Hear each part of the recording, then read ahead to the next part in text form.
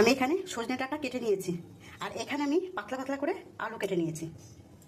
তা আমি এই সজনে ডাঁটাটা পোস্ত দিয়ে সর্ষে দিয়ে চচ্চড়ি করব। তা কিভাবে করব শেষ পর্যন্ত ভিডিওটা দেখতে থাকো। এখানে দেখো সাদা সর্ষে নিয়ে নিয়েছি, আর এখানে পোস্ত, আর এখানে আমি দুটো কাঁচা লঙ্কাও নিয়ে নিয়েছি। আমি দুটো শিলে বেটে নেবো। আমি এখানে কড়াইতে তেল দিয়ে দিয়েছি। আমি এখানে কালো জিরে দিয়ে দেবো।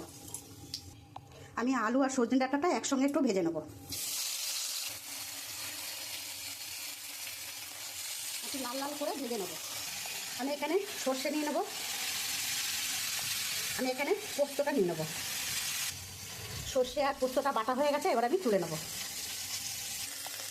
আমি ডাঁটা আর আলুটা একটু লাল লাল করে ভেজে নিয়েছি। এরকম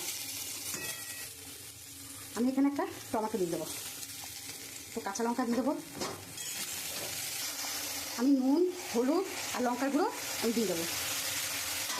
আর এখানে সর্ষে আর পোস্তটাও দিয়ে দেবো। খুব ভালো করে নাড়বো।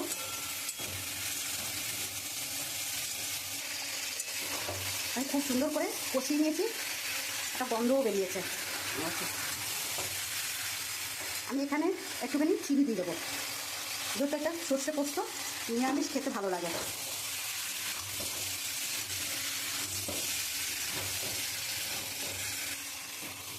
আমি অনেক সুন্দর করে কষিয়ে দিয়েছি।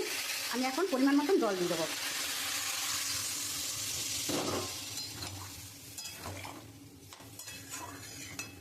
আমি একটু ঢাকা দিয়ে দেবো।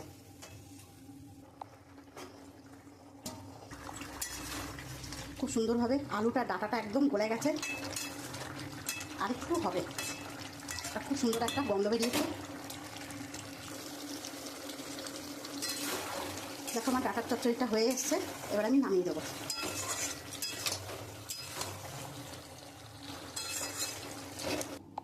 দেখো বন্ধুরা, আমার সর্ষে পোস্ত দিয়ে ডাঁটার চচ্চড়িটা হয়ে গেছে। আমার যদি এই রান্নাটা তোমাদের ভালো লাগে তাহলে একটা লাইক, কমেন্ট, শেয়ার করে দিও। আর তোমরা এরকমভাবে করে খাও, আশা করি খুব ভালো লাগবে। প্রথম থেকে শেষ অবধি ভিডিওটা দেখার জন্য অনুরোধ রইল। ধন্যবাদ।